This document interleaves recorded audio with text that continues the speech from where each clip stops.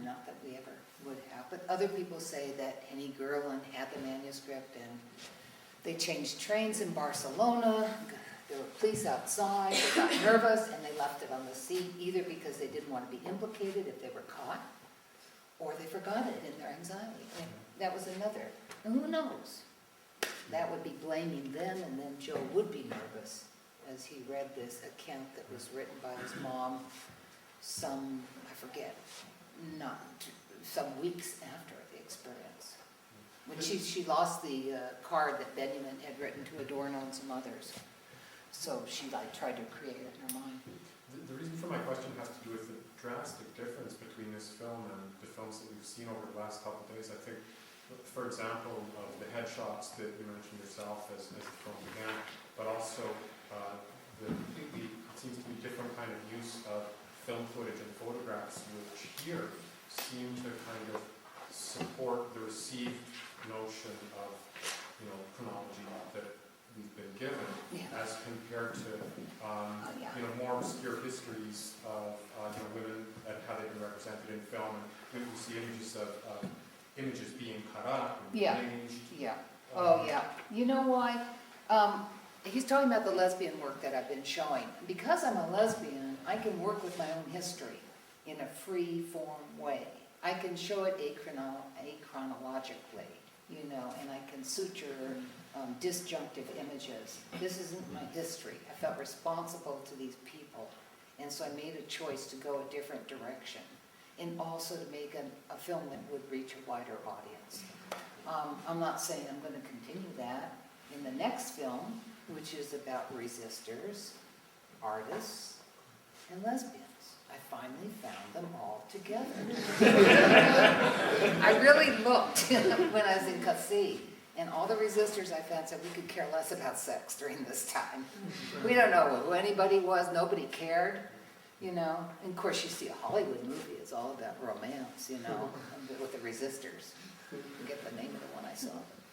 I'm sure there was some, but this was not the concern.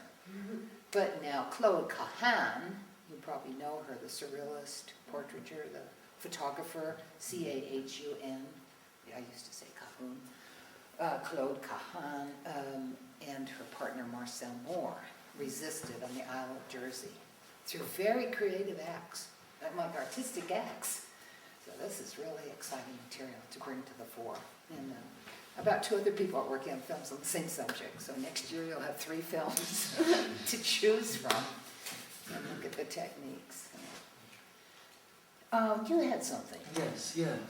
I was curious because I've worked on a number of documentary films for public television, and one thing that always depressed me was how simple their attitude towards sound was. It was always voiceover, music, sound effects, and I was struck by the incredible richness of the sonic texture of your film. And quite beyond music, there was there were drones and pulses and this very rich wash of sound that mixed with the images very well. I was wondering if you could talk about developing that. Well, thank you for noticing the great work of Letitia Tsunami. What I do is find a sound designer. And usually it's an avant-garde composer because that's the work that I like. And then we talk, and I send the work back and forth, and I might send her my database of sounds that I've collected. And then she will go into her own or makeup, send back to me. These are like VHS tapes, FedExing back and forth. Well, she lived in California, I lived in New York, so that was that reason. And then there'd be discussion, and we continue, and then there'd be pressure. And then it wouldn't sync up, and so, but that is really due to her talent. But there was a creative feedback to your relationship. That, and also finding the right person to do the work would be to my credit. And that's, in fact, I was talking today to somebody in the program who's a composer about who I might want to work with for the Claude Cahun film, because that hasn't come to me yet. But that's wonderful, and I can also pay them, and it's usually a pleasurable job, but they don't realize how much work. It's really a lot of work. I think Letitia got only $3,000 for that, and it was worth much more. I think there was like at least 40 minutes of original sound design in the film, maybe that much. Yes. Sorry, how long did you take to make this particular film. I work at TV station. I know that's a lot of work. What I want to know is how much have you left out?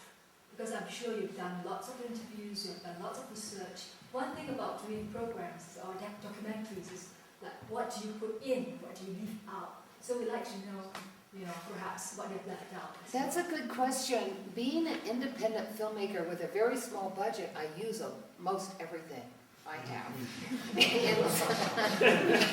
I cut out the interviews only last an hour, so I have to get all my material right then. It's only me, no lighting design. It's me with my, Sony 1000 and my microphone. It's cutting out one resistor, a man, who I didn't want to have women resistors and male painters, but that's what I ended up with. I know nobody's ever mentioned it but me. But I had a guy, but his story ranged everywhere. And so I had to cut him out because I could hardly know where I was in the movie. It was so complicated anyway.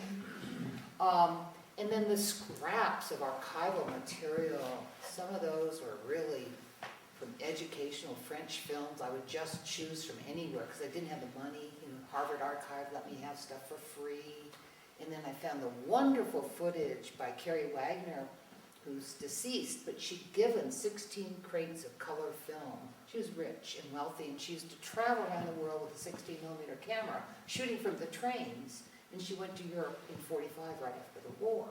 So that's why all the train shots in color, and we can see the Americans in the first aid there, and the black Americans on the train. These were, real discoveries. So I'm not a 1-to-20 ratio kind of person. I probably use 50% at least, if not more, of what I purchase or shoot.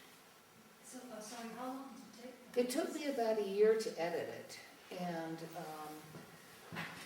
I shot it, and then I put it away because I had another film I needed to finish, and then I got a grant to go to Radcliffe to edit it.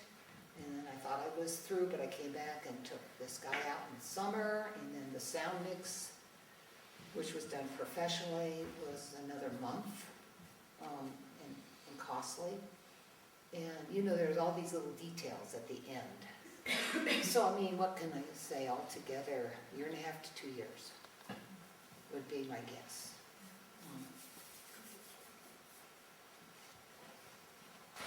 Well, you've been really lovely to talk to, and thank you for the projection was great.